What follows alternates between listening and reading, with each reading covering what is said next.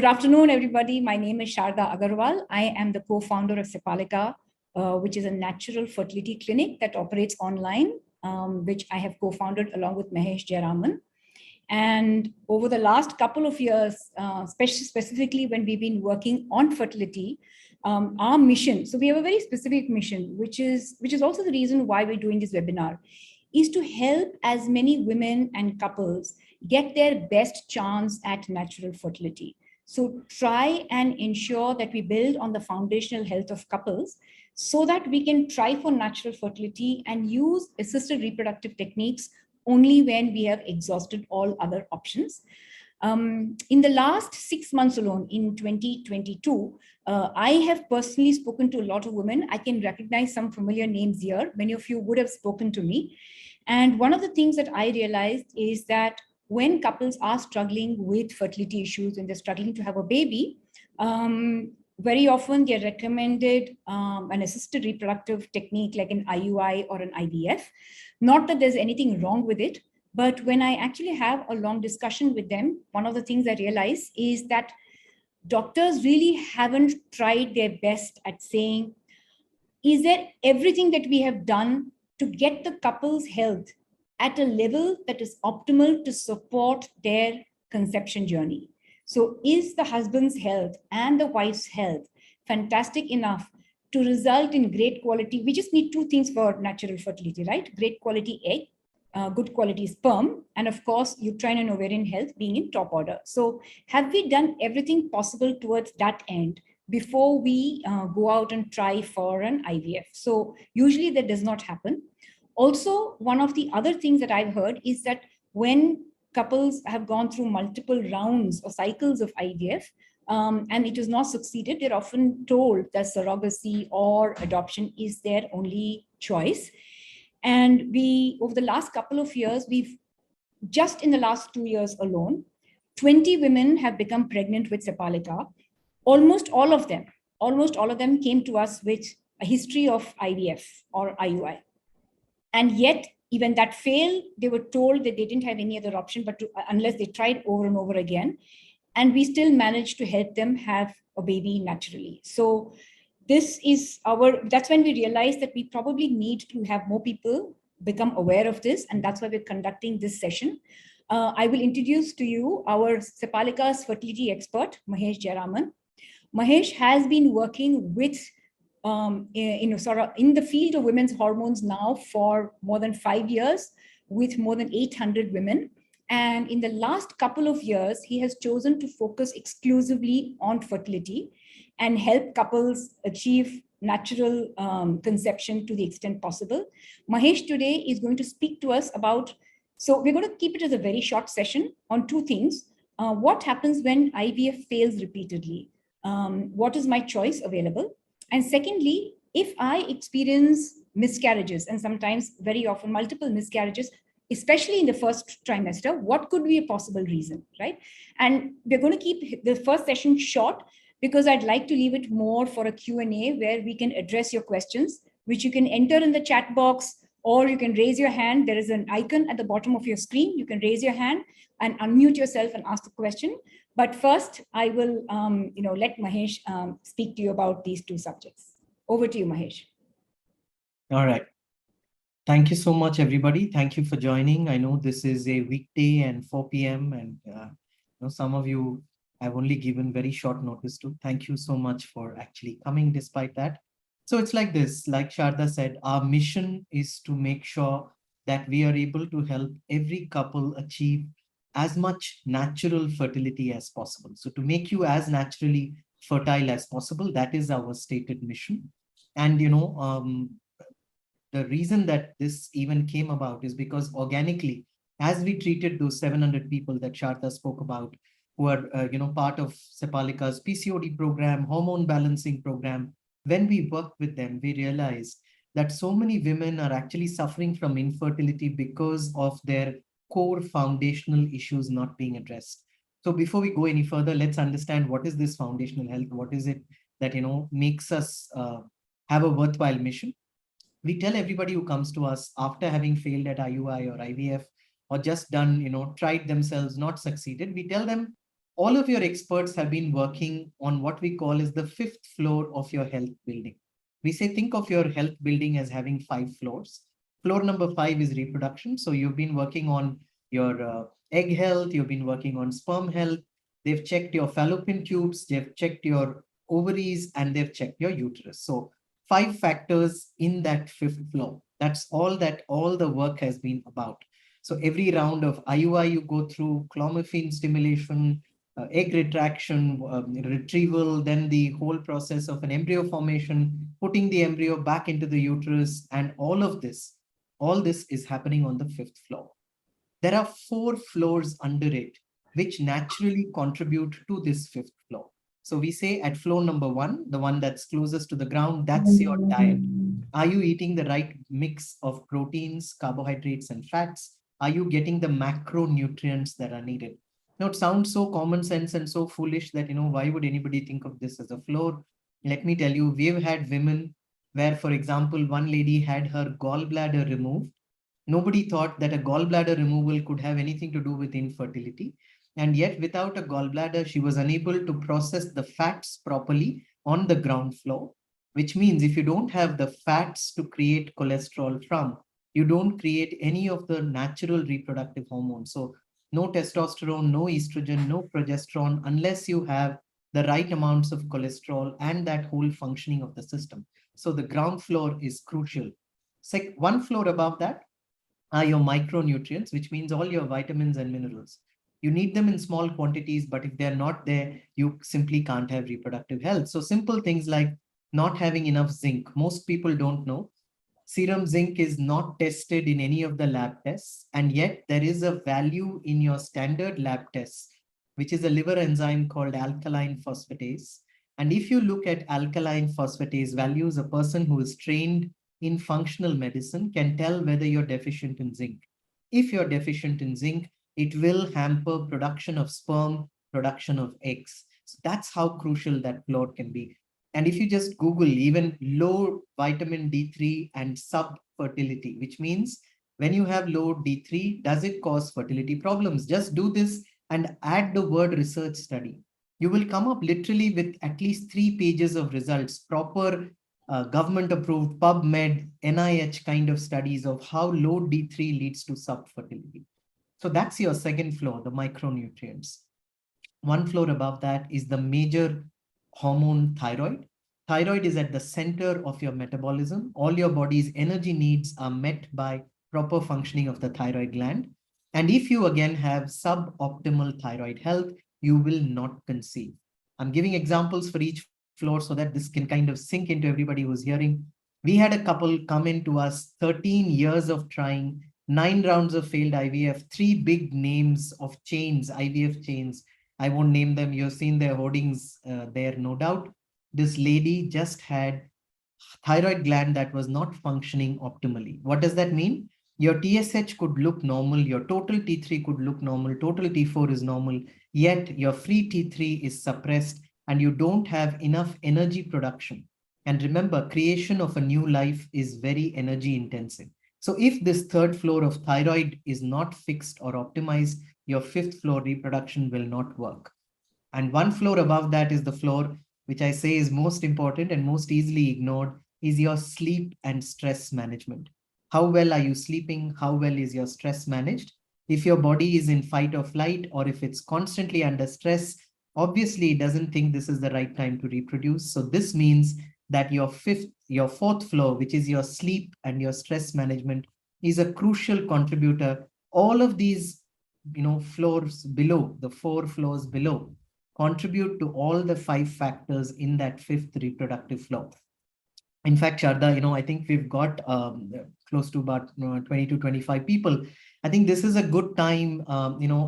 Just now over the weekend, I attended a IVF conference conducted by Sunanda IVF and fertility courses from London. These are both premier institutions which teach IVF in both India and in London. So Sunanda IVF Academy, Dr. Sachin Kulkarni, and Dr. Anil Gudi from Fertility Courses London.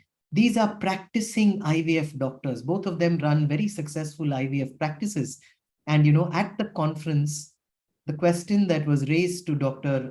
Sachin Kulkarni was, what are these factors which could be impacting fertility that, all the attending, so there were 200 MDs, all OBGYNs, all people practicing IVF who were attending this particular 2-day workshop of continuing medical education.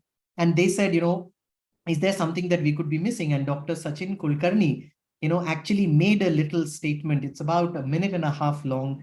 And, Sharda, I'd like to play that clip, which, I've just recorded.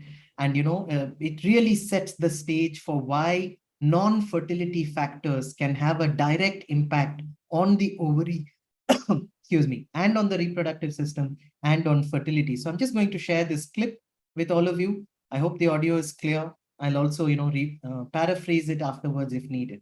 I'm going to share it now.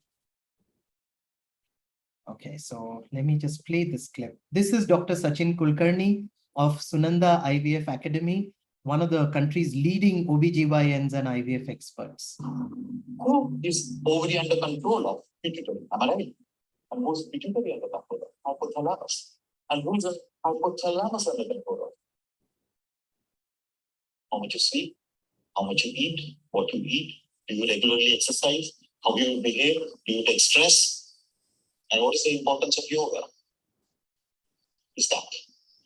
So if you convince your patient to do a good yoga is dharma, not exercise, yoga is dharma, then you are regulating your hypothalamus.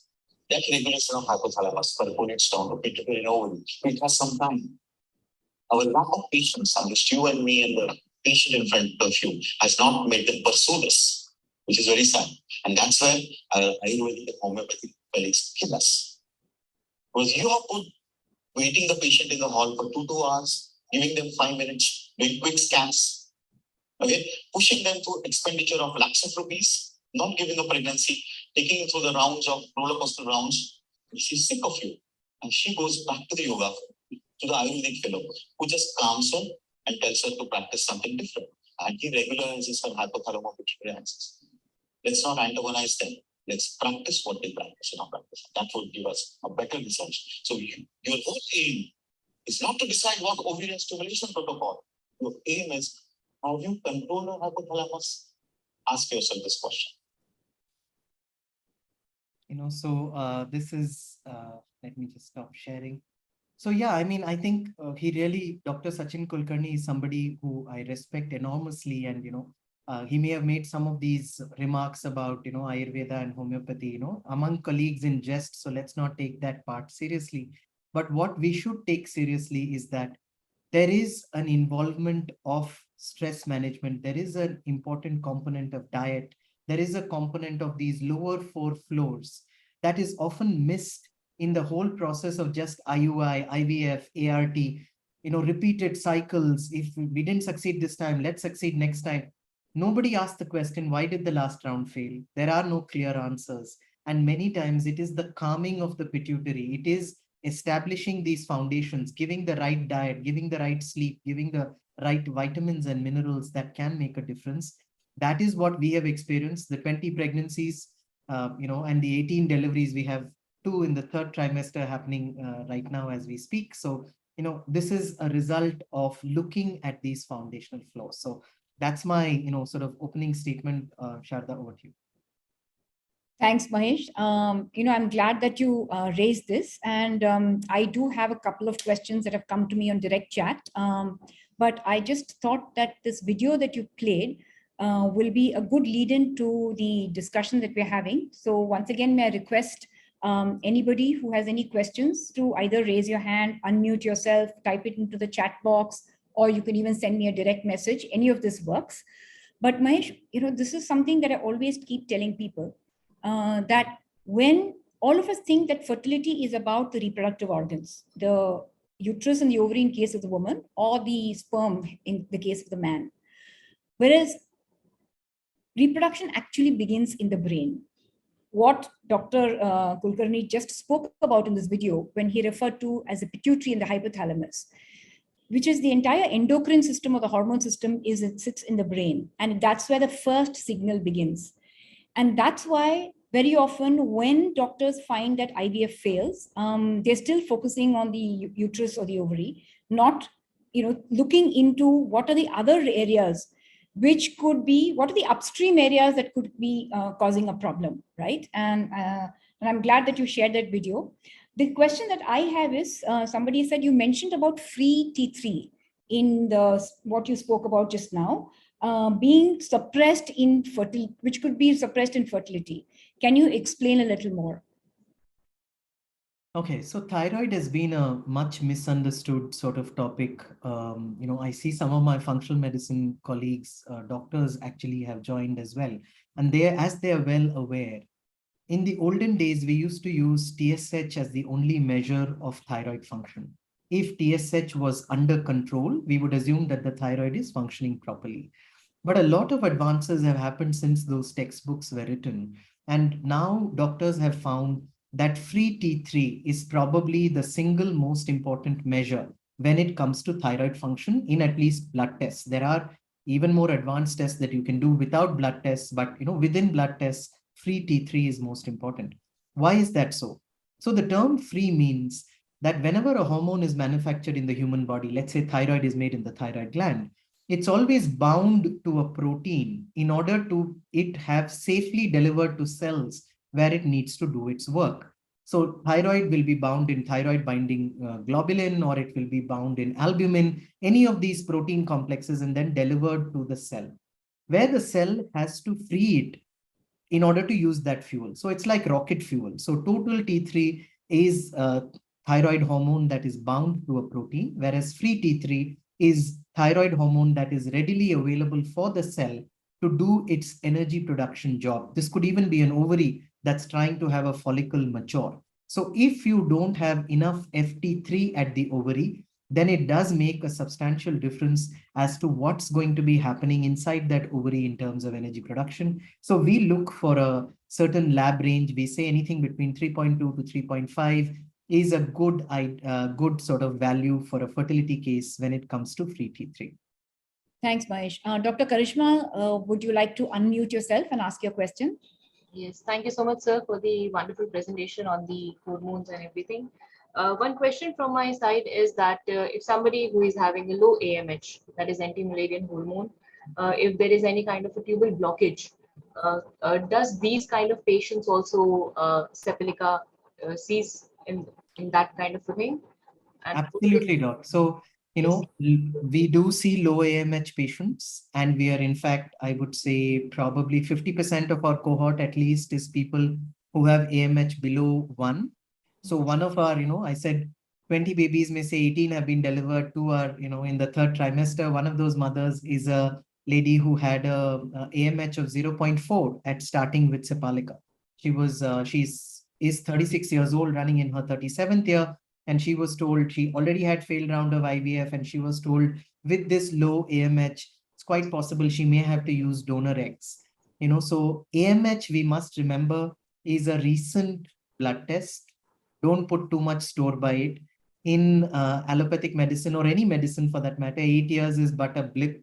So, it's been around for 8-10 years. So many times we find that even with a low AMH, the real way to judge a lady's fertility is to do an old-fashioned follicular study and see what is the antral follicle count, how many follicles do we have, and there is usually a discrepancy between the AMH and the AFC. And the follicle count, yes. And therefore, don't worry about AMH. That is answer 1. Second one, blocked fallopian tubes. So 2 kinds of cases in that. Sometimes if the blockage isn't too severe, sometimes we get opacity in the tubes, and it will say, not able to visualize properly due to opacity. Many times the tests that we do in allopathy for the fallopian tubes, which is the HSG test, where there is a dye with a colorant that is pushed through the tubes and it spills out onto the ovaries, we check whether the tubes are open by doing this test. This test itself can be curative at times. So if there is only a mild blockage, which is generally of some fluid or some phlegmatic nature, that will even get cleansed out with just this test. So, that's part 1 for a mild fallopian tube blockage. Even for somebody with clear blockage or even tube removal, we still work with them. And the reason is this, Doc. When people come to us and they say, both fallopian tubes are blocked, so we have run IVF, and we have done 3 IVF rounds and we still don't have success. The reason that those rounds did not succeed is obviously in an IVF round, there's no role of the fallopian tubes anymore. You're clearly taking the egg out of the ovary of the lady, putting it into a petri dish, having the sperm impregnated, bring the embryo, put it back into the lady's uterus. Why does that fail? The reason that failed is because the reproductive tissue wasn't of good enough quality. The egg wasn't good enough. The sperm wasn't good enough. Nobody gave them the right vitamins and minerals to make these two tissues improve. And once these two tissues improve, naturally the quality of the egg also improves. And because you've worked with the mother over the last 3 or 6 months, her uterus quality has improved. So her ability to actually carry the fetus without getting any first trimester complications, that has also improved.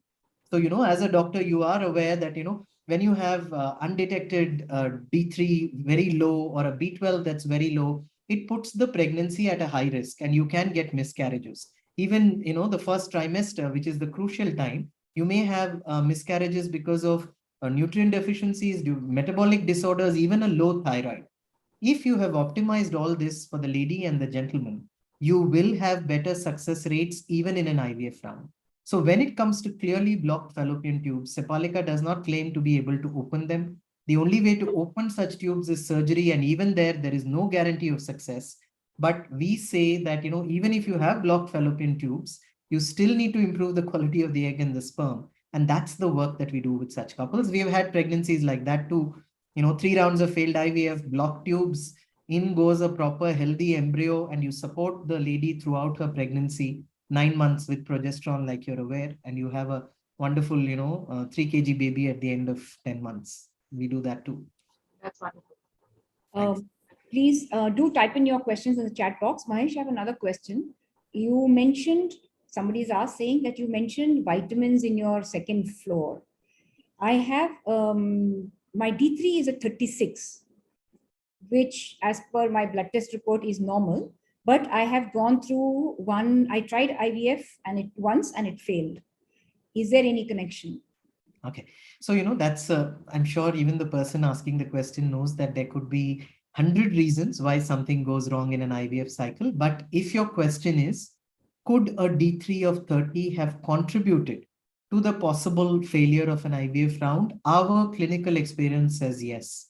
And the reason we say yes is because what is printed in allopathic lab reports, often called normalcy ranges, is traditionally coming from a way of detecting illness. So, Dr. Karishma just asked the question. She's herself allopathic qualified doctor who's gone on to study functional medicine. So, Doc, maybe I can ask you to also, unmute yourself. So it's not me speaking all the time. So, what would you consider normalcy values in D3 in your clinic? What would be a good range, optimal range?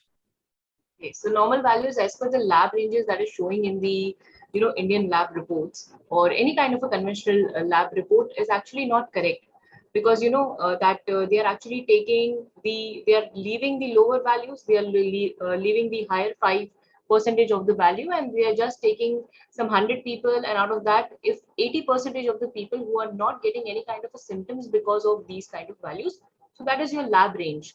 But I would really like to say that any kind of a normal D3 is basically, it is somewhere around between 70 to 80 or 60 to 80 that we consider. 60 is the lower limit, but it is the best if you have 70 to 80 ng per ml as your reading of vitamin D, because vitamin D is a hormone, as sir has also said. It's not just any kind of a supplement, or you get it from the sun. And people also say it to me, doctor, that it is always that why can we take it from the sun? As like, that is for maintenance. If you have reached at 75 and 72, yes, sit out in the sun if you have it at 5, right? But you have to have some supplement with that particular maintenance therapy as well, and that is how you need that for your immune functioning, for your hormone functioning. It is actually a pro hormone in production of other hormones inside the body. It is very important. Even in vitamin B12, sir, I have seen people are very happy with 249. I'm amazed with that they're happy with just when it is about their kids, they don't want passing marks. But when it is about the vitamin B12, they are happy with the passing marks. So, I'm not sure that if you want A plus with your son's grade or your daughter's grade, why it is not A+ in the blood reports. Fantastic. I guess they are not well educated on that part. So that is why you are doing your part, and all of the functional medicine practitioners are doing that part. It is not the lab report that should be seen. It is the optimal diagnostic testing according to which a functional medicine practitioner or any kind of an alternative medicine practitioner is seeing all of your reports. So vitamin B12, we talk about methylation defects in fertility as well.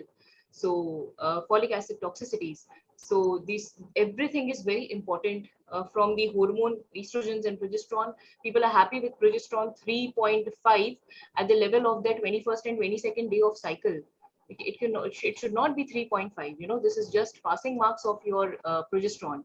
It should at least be 7, 8, at least at a double digit for a fertility to actually take place. So Fantastic. Thanks so much, Doc. It's so refreshing to hear, somebody who came from a conventional training as well to, look at these new numbers and look at the advances in science. And like you rightly said, while passing marks will help you to survive, as in, the mother can still be alive, the father can still be alive, go about their daily activities. Passing marks doesn't get you a baby.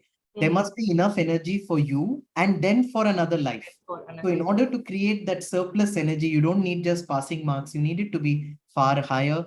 And, thanks so much for that answer. Back to you, Sharda, for the next question. Thank you. Next question. Can a lady 42 years old, 7 failed IVF cycles, low AMH of 1.2 and liver cirrhosis undergo natural fertility?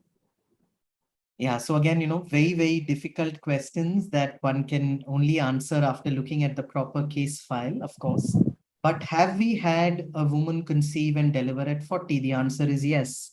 And the reason that this is a yes is because let's not just talk biological age. You may have spent 40 years on the planet, but the way you have lived your life is more important. And what is your stage? At that stage, what are the lifestyle habits you're willing to inculcate? Are you ready to pay attention to your diet, to your sleep, to your stress management, to your thyroid?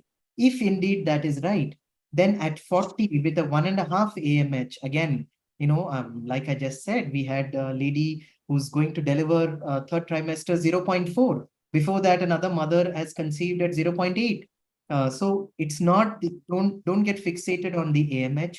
The liver cirrhosis is indeed a serious factor to consider. Cirrhosis means that there has been actual damage to the cells of the liver, and the liver plays a major function in the way that hormones are managed. So when there is estrogen, when there is progesterone, these hormones finally go through a process of metabolism or breakdown in the liver. So we're going to have to carefully see how that liver cirrhosis impacts the possibility of conceiving and carrying a baby to term. But certainly, what we tell people is, what's the beauty of the Sepalika program? The way we have designed it is at the end of 6 months, you're going to emerge healthier. It's either healthy enough to have a baby or this is as good as it gets. So 7 rounds you have given to all kinds of chemicals being pumped through you, FSH from day 2 onwards, day 14, here comes the trigger, here's the egg retrieval, here's the FET, put the FET back, so, supplemental progesterone, bed rest. You must have gone through all of this. And you've literally subject your body to so many chemicals. Now, what are the odds that you don't have to do any of this and you can eat the right foods and still emerge healthier and there is a chance of a pregnancy? So, it's a win-win all around. Honestly, to give a more clear opinion, we will need to see the specific case file. Happy to do that, but that's the general idea that I would say.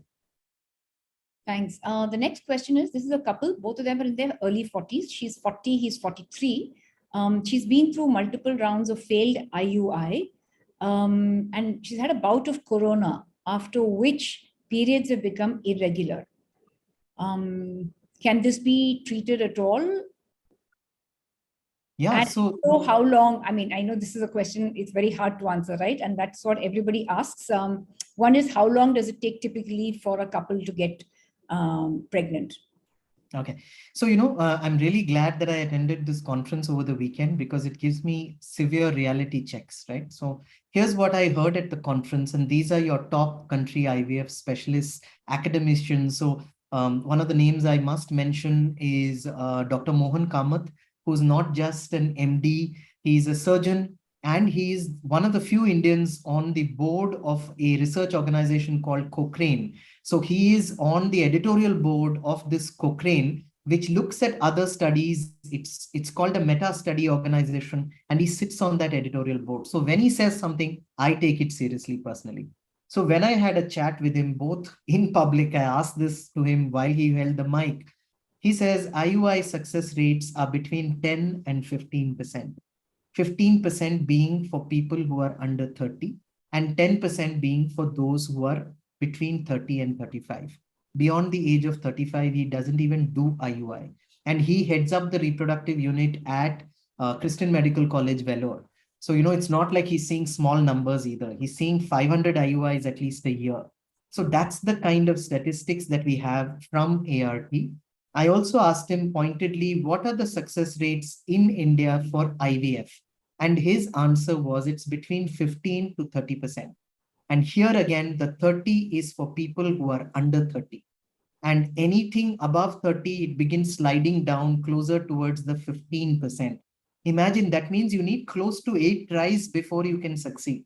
So, 7 cycles, you may just be waiting for the 8th cycle. I don't know. That's just what the statistics say. But honestly, when it comes to, can you succeed with natural, etc.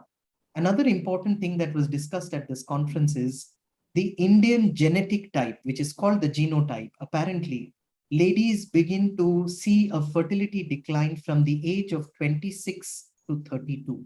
Apparently, in Kerala and in Maharashtra, there are clear statistics to show that women at 32 act like 40-year-olds in the Western scenario. So, when they say that in the West, the women are conceiving even at 40 and 42 and, having IVF success, apparently those statistics are not applicable to India because we don't have Indian population studies. And the people who are practicing on the ground tell us that at 36 itself, it's nearly impossible to get an IVF success. So 32 in India apparently is 40 in the West. Given all of this, we've still had, why is it that Sepalika then still says, hey, you can conceive beyond 35? That is because we're not doing what everybody else is doing. If we did the same thing and expected different results, the old saying, doing the same thing and expecting different results is the definition of lunacy. So we're not doing the same things. We are doing different things, but we have to do them on a case-by-case basis and see if there is success. So I'm not claiming any kind of blanket success rate. We are not blindly saying 8 out of 10 cases succeed and so on and so forth. No, we are saying every case we work really in depth. And when we work in depth, you have your best shot at that fertility. So again, at 40 and 41, it would seem like a really uphill task. So I don't want to get any false hopes up. It's only when I see the file that we'll be able to tell. But that said, many women have experienced imbalanced periods after corona. And it's important to work with a functional medicine practitioner, restore your gut health. This round of corona is affecting people's gut pretty badly. So please restore your gut health, have the right kind of probiotics needed, look as to where the damage is lying. Once you fix that, you'll be surprised that fixing your gut can fix your periods. So the periods can indeed come back. If flow has become scanty, the flow can be restored. From a 4-day period, if it's gone into a 2-day or a 1.5-day period, you can get back a 3-day endometrial lining thickness and period as well. But it requires going a little in depth, and it's very, very case by case. I don't want to pretend, one thing, Sharda, we keep telling everybody is allopathy gets a bad name because they're forced to publish statistics. Alternate medicine doesn't have to publish statistics, so they can claim anything they want. So this is not fair. This is not, you cannot compare apples to oranges. You must be honest about what you're doing. What we are doing is a revolutionary approach. Functional medicine is revolutionary in nature. It is trying to fix the foundations and therefore improve overall health. And success is very case by case, but we are happy to work with you and, look at realistic odds and things like that. That would be my rather long answer. Thank you. This lady has undergone IVF because both her tubes are blocked. However, she's had 2 miscarriages. All reports are normal, but there is a fibroid in the uterus. The gentleman is asking, I'm presuming this is for his wife, would you suggest that we go for the treatment once again? I'm assuming it's IVF treatment once again. Okay, so, again, number one, because IVF has very poor odds, like I mentioned, so it could be 1 in 8. So indeed, maybe another round could do it for you. That said, let's just park that aside and look at the foundational factors. It is possible for a lady to not just conceive, but carry a baby to term with a fibroid in her uterus. The most important thing is the position of the fibroid. If the fibroid is very close to the mouth of the uterus, which is called a fundal fibroid, then there can be repeated miscarriages that occur. If that has been happening, surely your doctors would have advised a fibroid removal or a myomectomy in order to remove that factor as being, the reason why you're miscarrying. Sorry to interrupt, Mahesh. He's added on saying that the doctor has actually advised them to do the torch test and a genetic type test. Okay. All right. So these two tests, again, are intelligent things to cross off. And we do all of these tests at Sepalika, right? So we're supposedly holistic, we are, alternative and all the rest of it, but we take evidence wherever we can find it. So a torch test is for 5 infectious diseases that Indians carry without even knowing that they're carrying. So there's toxoplasma, there is rubella, there is cytomegalovirus, there is herpes. So all of these you could have inside you, and yet you don't know that you have them. Especially in the lady, they could affect the pelvic area. So pelvic tuberculosis is another test that we do for repeated miscarriages. This is also something that is highly advisable. You can either do a TB. There's somebody else, sorry to interrupt, but because you just talked about repeated miscarriages, somebody else has had 2 miscarriages, have had progesterone medication. My doctor advised me thinking it's the low progesterone causing it. So maybe you could add on, just because you started talking about miscarriages, if you Sure. can just add on your bit about why, despite progesterone medication, she still underwent miscarriages. Okay. So let's finish with the infectious diseases, right? So they've told you to have the torch test done. So let's get the torch done for sure. If there is a hidden infection that could cause after conception the possibility of a miscarriage in the first trimester, that's certainly something, you should do for sure. Now the question comes, what about progesterone levels, right? So as the name suggests, the hormone progesterone stands for pro-gestation. It is in favor of a pregnancy. That is the single task that this hormone performs. And unfortunately in India, I wish one of our colleagues, senior colleagues, Dr. Vivek Kadambi, who's called the progesterone man at several conferences, I wish, I think I forgot to even mention to him that we're having this webinar, but this is something that he speaks repeatedly at fertility conferences, OBGYN conferences. Nobody in India tests progesterone every month of pregnancy and then tries to optimize it. So when you test and you find alarmingly low levels, only then is progesterone given. And often it's given in the form of an intramuscular injection, or it's given as a vaginal suppository, etc. But none of these progesterones are actually truly micronized progesterones. Micronized progesterone means it needs to be of a certain size, 20 microns or below, so that it can be penetrated, so that it can penetrate the body properly, that it can be absorbed in all the tissues. And that is not something that commercially available progesterone often does.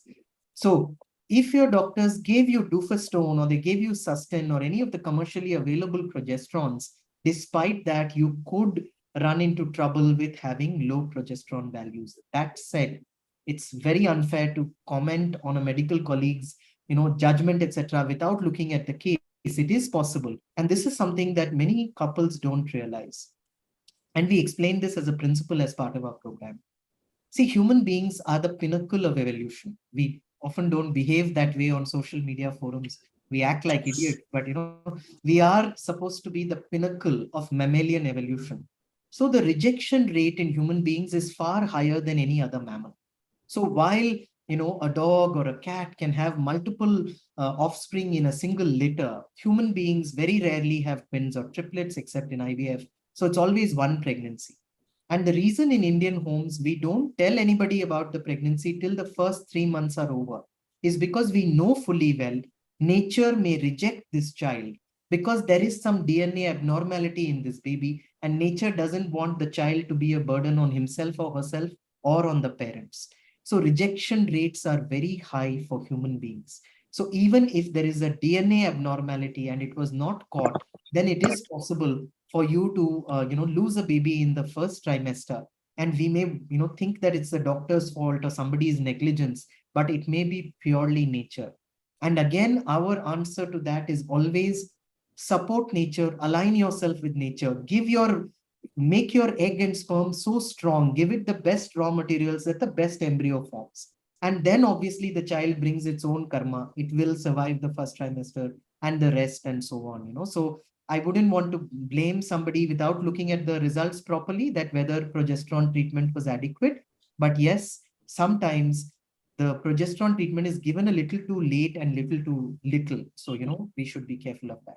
In fact, when you were just mentioning this, Mahesh, in all my conversations, when I find that couples are going through multiple rounds of IVF and they're successive, in the sense, at best, they may be given a period's break for the body to recover, but then they're asked to come back in the second month.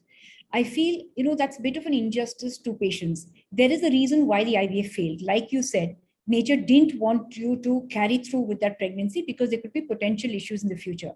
In which case, ideally, doctors should advise patients as to what they should be doing over the next few months, or what, even if it means a year, before they come back for the next round of IVF. Because otherwise, you're just setting yourself up for failure, or your earlier definition of insanity. See, Sharda, and this is the sad truth, right? So Dr. Sachin Kulkarni is an OBGYN with like 3 decades of experience. Academician at the highest level, published papers in JAMA, BMJ, fertility, sterility, those kinds of top peer-reviewed journals. If that poor gentleman is standing on a stage and saying, neither we nor our patients have any patients. And, it's not just the doctors who are pushing them. It's the patients pushing back too. You will know that recently we had a couple who had gone from just trying naturally at, say, day 0 to having tried Caucasian embryo donor within 24 months. That's a hell of a journey to go through within a very short period of time, right? So, and yet, obviously, the couple is distraught because it wants, the desire to be a parent is such a natural impulse, and you're worried all your peers are having children and you're the only ones not. So there is pressure from the patient side. And of course, there is some pressure from the doctor's side as well. We all know the kind of competition that happens in IUI, IVF. That's why IVF clinics never give you any records, even if they are your own, because they're worried you'll take that file and go to the next IVF clinic. So there is a lot of unhealthy stuff also happening that's forcing this. But at the same time, I feel the couples also need to be educated that it's a 6-month journey, So if you would permit me, Sharda, before I take the next question, this is another favorite topic of mine. The life of an egg is 205 days. From the time it's called a primordial follicle, when it's like, just not even born, to the time it becomes the dominant follicle that releases an egg. That's a 205-day journey. And yet, when we go through an IVF round, we think it's just stimulation from day 2 to day 14. FSH injections happen only from day 2 to day 14. So we think only in those 14 days or 12 days the egg is growing. No, it's been growing for a literal 190 days before that. So give your body that time, give it the right nutrients to grow up to that stage. And, then probably a next round is advisable. Yeah, next question, Shad. This lady is age 37. Her AMH is at 1. She's hyperthyroid. And has had 2 failed IVFs. So she's asking that, can I do a natural fertility alongside my next round of IVF? Okay, so we'll address the larger question. Do we support couples during IVF rounds as well? And the answer is yes. As long as we are clear that the IVF round is being done in a healthy fashion, and it's not like the lady is so tired and so nutritionally depleted that she should ideally not be going through another round. It's like what happens in an IVF round. You first start with super stimulating the ovaries. In a lady who is hyperthyroid, unless it is properly managed and it is under control, the whole body is already running in overdrive, right? There's too much thyroid hormone, her metabolic rate is high. There's a lot of inflammatory markers which likely may be elevated. Is this the right time to stimulate her even more? I don't think so. I would not think this is a sound medical judgment. This does not mean hyperthyroid ladies cannot conceive, but it takes a certain process of calming down the system before you can run an IVF support to again stimulate. Otherwise already there's a brick on the accelerator. You place a second brick of recombinant FSH or, stimulatory injections. and everything is going to go into overdrive and you will end up flooding the engine. So rather than get any egg harvest, you may go into ovarian hyperstimulation if this happens. So I would say just do the commonsensical thing. At Sepalika, we do IVF support. What are the cases where we do? Either a couple is so old, meaning they're really pushing it, the antral follicle count is also low, her biological clock is truly ticking. It's not like, just in Google search terms or SEO terms, it's ticking. It's really seems like, we're just getting 1 or 2 follicles per cycle. In such a case, we would indeed support the lady during an IVF cycle. We would support her by giving her the right vitamins, ensuring her thyroid is fine while she runs IVF in parallel with her doctor. We do that. That's not a problem. Again, in cases where fallopian tubes are blocked and the couple, so what happens when a fallopian tube is blocked? There's no place for the egg and the sperm to meet naturally. So that means natural conception is not possible. Even if you improve the quality of the egg and the quality of the sperm, there is no place for these two to meet. In such cases, we certainly support IVF. We can run it in parallel as well. But again, I would advise everybody to keep going back to that initial quote from Dr. Kulkarni, where he says, we don't have patience, our patients don't have patience, and that's why the Ayurvedic chap calms them down and fertility happens naturally. And this comes from the horse's mouth. So the first thing we need to do is realize that childbearing is a calm state affair. It's not a hyper state affair. If we just calm ourselves a little bit down, we may see that our real fertility potential hasn't diminished that much. Again, any AMH over 1 is not bad at all. I'd like to see the antral follicle count. That will give us a more true picture. But that said, it is very much possible for people to conceive at 37, provided you have an individualized program. I'm not saying natural statistics are, bearing this up. All right. Next is somebody asked your favorite topic, Mahesh. Can you elaborate how seeds can help in conception? And should you consider using these seeds even after conception is successful? Okay, so part 1, it's called seed cycling. And we know that seeds are among the most powerful, potent, nutrient-dense things in the entire plant kingdom, right? So out of that little seed is going to come a full tree or a full plant. So obviously it's packed with nutrition. But the way to use this nutrition, and we normally tell people, is in seed cycling, first 14 days of your period are always focused on estrogen.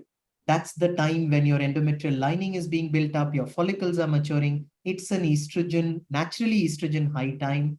The right seeds to support this is by remembering the acronym FLAP, F-L-A-P. So remember something flapping in the first half of your period, and that is flax seeds and pumpkin seeds.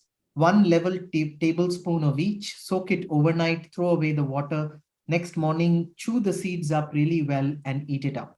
Flax seeds and pumpkin seeds support good estrogens by themselves being phytoestrogens, and they really help to balance estrogen.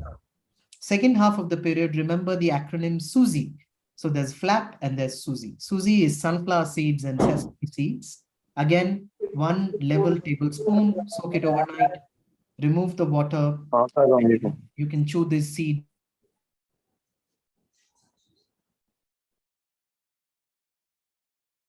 Sir, we cannot hear you. You are on mute, sir. Yeah, I think, somebody, we heard some noise, so somebody muted everybody. So I'll just repeat. Yeah, apologies for that. No problem. Second half of the period cycle is sunflower seeds and sesame seeds, same level tablespoon, same procedure.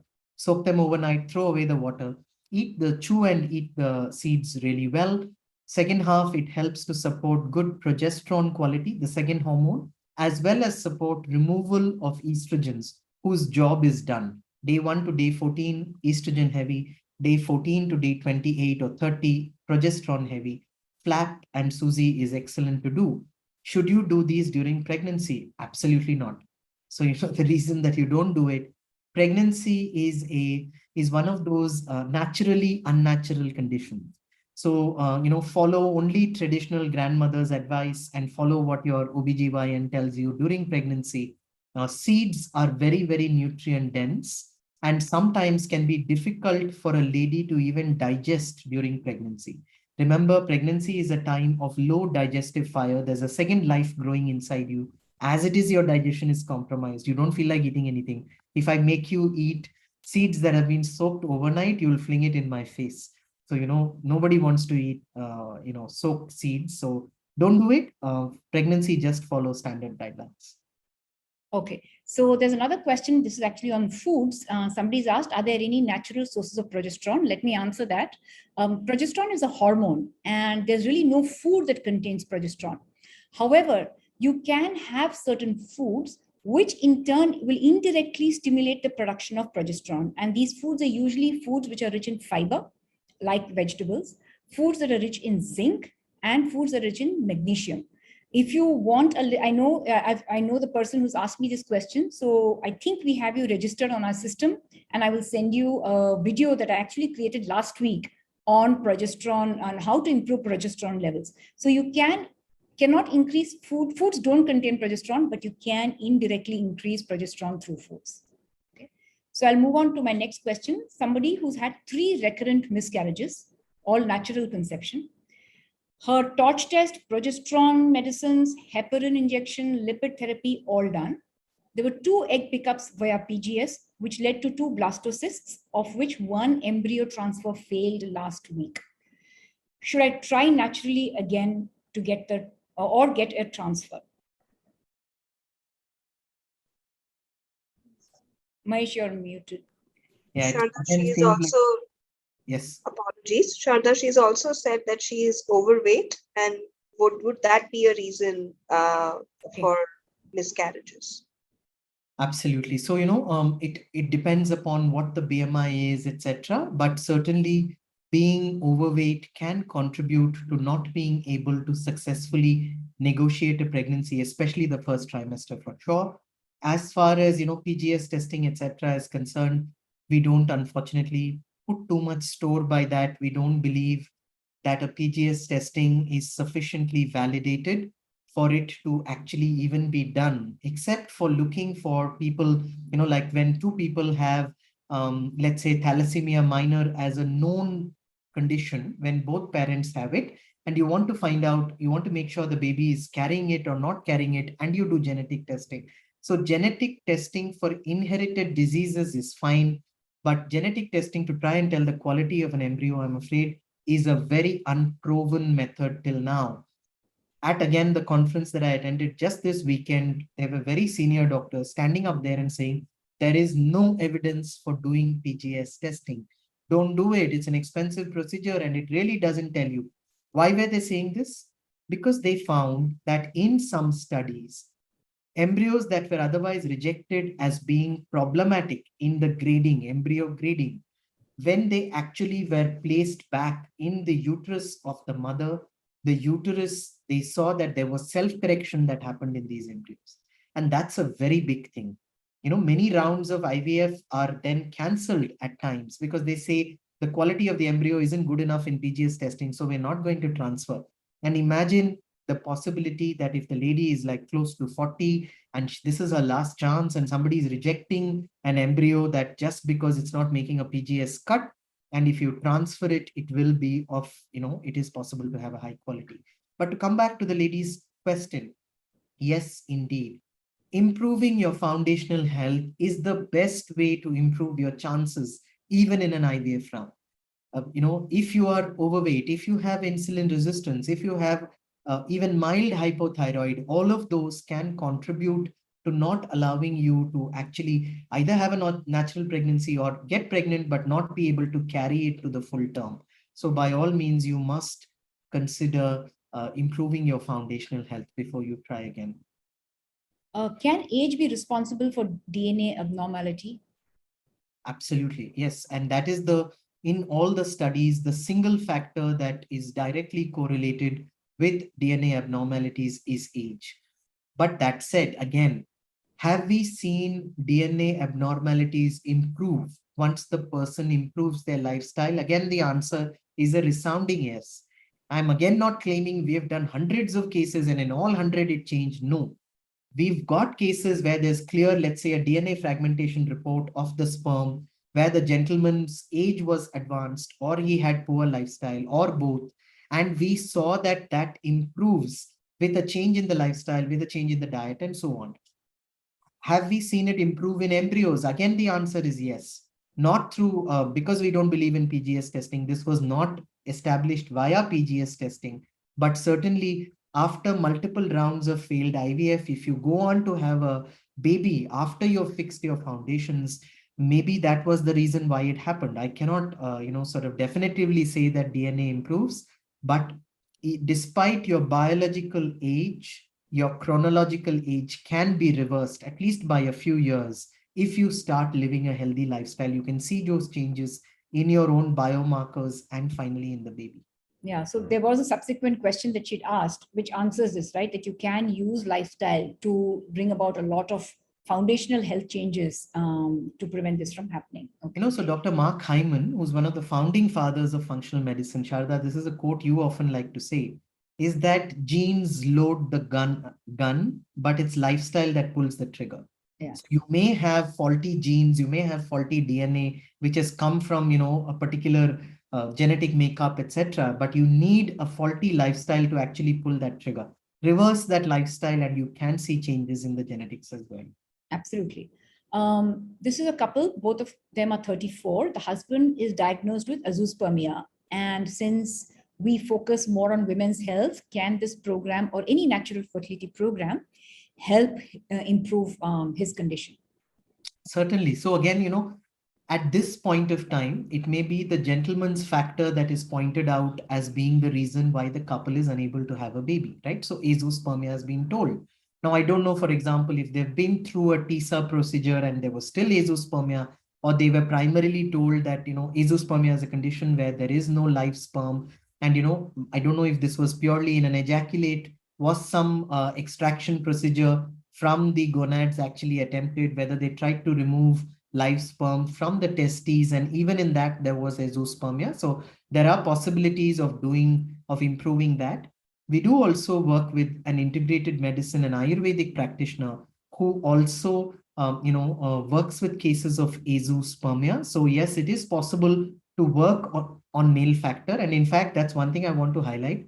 Sepalika only works with couples, except where it's a lady who hasn't found a life partner yet and therefore wants to preserve her eggs. For egg freezing alone, we work with the lady. Otherwise, we work with the lady and the gentleman. So we work with the andrology part of what needs to be done as well.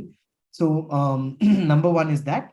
Number two, as far as we are concerned, it's a couple that finally leads to success or failure. So while we may right now, often it's the lady only who's blamed. We say all the trouble is with the lady and the gentleman is sometimes not even tested. This is a rare case where we know that there is a problem with the gentleman. But again, can the lady improve her health and therefore lead to a better outcome for the couple? The answer is again yes. So even if we go through a TISA procedure to extract sperm from the gentleman's testicles, still the chances of the embryo taking root and carrying the baby to term will still depend on the lady and the gentleman both. Okay, thank you. There are two questions, Mahesh, on miscarriages. One is there a test for miscarriage? And the second is, how do I prevent a miscarriage after successful IVF? Okay, so, like I just explained a minute back, it may be that a miscarriage happened because there was some abnormality in the child, in the embryo, due to which nature only decided to switch off this particular pregnancy. This is a process of natural selection. And while no doubt it's devastating for the parents, it may still be the best outcome that was possible under the circumstances. So generally, we always say, if there is a possibility of doing a biopsy of the material of the fetus, it's called a chorionic biopsy. If we can do a chorionic biopsy, or the gestational material as it is called, then it can tell us whether the miscarriage happened due to a genetic defect. Was there a genetic defect in the baby due to which this happened? Another reason why miscarriage can happen, like I said, is low progesterone levels. Did the mother suffer from low progesterone levels? These are two common reasons that we must look to. And also, like we had an earlier questioner, the torch tests, the infectious diseases that are hidden but may prevent a pregnancy from carrying on in the first trimester. That's another test that can tell us whether the mother had hidden and undetected rubella or herpes or any of these, which led to the termination of the pregnancy before time. What was the second question? What can be done when the IVF is successful, but the miscarriage still happens? Yeah, so that's the same. The answer is the same. So all miscarriages either happen because nature didn't think the baby was genetically sound and therefore didn't want to do it. But the final true way to know that is by biopsying the material. That's the only true way to tell whether that happened or not. But other than that, generally you must, again, for us, it's foundation. There are two questions, both on foundational health. First is, can low iron lead to infertility? And the second is, can my diabetes be the reason for my infertility? Before you answer the question, I just want to tell everybody, so we do have an Instagram page called Sepalika Fertility, where every other day we are putting out informational material on fertility, on how to improve foundational health, on how to address some of these issues like, high blood sugar, diabetes, cholesterol. Is cholesterol good or bad? How does it impact fertility? All of it. So please subscribe. There's plenty of information, and information that you would actually not have been, probably not have gotten from your gynecologist. Carry on, Mahesh. Low iron and diabetes. Okay, so first one, low iron. So low iron is known to ladies. They know that they get scantier periods when their iron levels are not sufficient, because every time a lady bleeds, the body loses iron. So if the body senses that you don't have enough iron for your regular needs, for example, your thyroid is dependent on your iron, your oxygen carrying capacity, your hemoglobin is dependent on your iron. If your body senses iron is not enough for those needs, it will not prioritize you, giving you a proper endometrial lining over you. So first preservation, only then procreation. So having sufficient iron will be very important for anybody who wants to ensure fertility. Always make sure you check not just serum iron, but serum iron, serum ferritin, percentage transferrin, total iron binding capacity. This is called a proper iron profile, and only doing a proper iron profile will tell you, do you have enough iron? As far as diabetes is concerned, at least in men, it is the #1 cause of infertility. It's like at the top of the pile. I don't know if the questioner is a lady. Yes, she is. Okay, all right. So in ladies as well, having type 2 diabetes or having high insulin resistance means that your ovaries are not functioning properly.